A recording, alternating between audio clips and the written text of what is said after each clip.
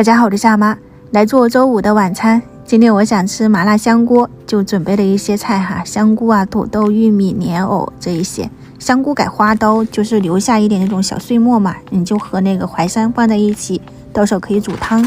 除了素菜，我还准备了牛肉丸，配着之前关东煮没有吃完冻起来的这些海带呀、一些豆笋之类的，我还加了一片午餐肉。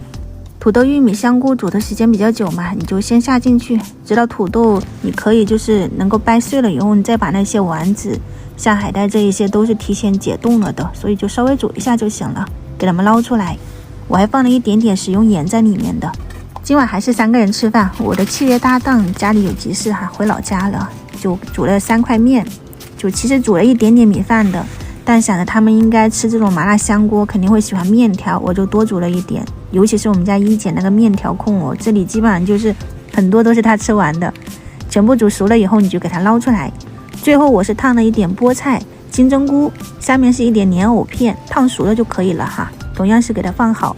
因为6点半要送小妹去跳舞，所以他们4点多钟回来了，5点钟我们就准备做饭了。这边食材我分成了2份，油的话呢就是食用油加一点猪油，先把那些姜蒜末给它爆香，然后就放这种红甜椒粉，就是那种甜辣椒晒干了以后磨成的粉，颜色很好看，又香也不辣。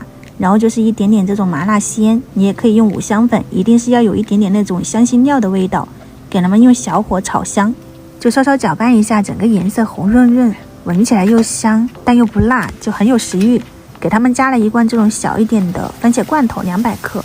就这个东西我不用新鲜的，是因为我们这边的番茄不好吃，然后没有那种新疆的云南的那么浓郁哈。调味你就加点盐、生抽、酱油这一些，稍微的熬一下，就像这样子就可以了。最后加一点芹菜跟这个洋葱，整个味道就完全出来了。不信的话你就在家里面去试一下，真的很好吃。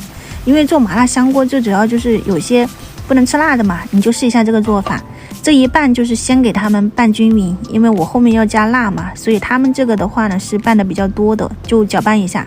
跳完舞都9点多了，所以会很饿的，就给他们多做一点。剩下来的一小半部分的话呢，就是我个人的。在这个基础上面，你加上一点点那个火锅底料，然后再泡上一点干辣椒跟花椒，用小火再给它炒均匀，整个味道，我觉得你不用去外面饭店吃了。就这样的话呢，2锅你完完全全的，你看食材，我基本上就是用了1个小玉米、1个土豆，然后1小个的那个莲藕，然后就是一些方便面，你看整整2大锅，非常好吃。有麻辣版本，也有不辣的，还是装一下盘。这个锅也可以稍微热一下，吃个干锅的那种口味，撒一点白芝麻。我们今天的一锅出2种不同的口味麻辣香锅，供大家参考。就吃这个不要穿白衣服。最后来煮一个汤，就是剁碎的那个淮山碎，然后一点蘑菇嘛，先给它煮熟，再倒入蛋液淋上去。出锅里撒上一点这种葱花或者是大蒜叶，加一点食用盐调开了，很简单的一个汤，喝起来很清爽。配上这种麻辣香锅，我觉得是蛮合适的。这一周我的个人体验感就是忙得飞起，又拍又剪又做，然后还要顾他们上学。这一顿一定要加个甜品。下面是牛奶加了一点茶汤，然后挤上奶油，一点开心果碎，再来一个巧克力装饰一下，还打了一点点自己喜欢喝的牛油果。你们喜欢的话呢，也去试一下吧。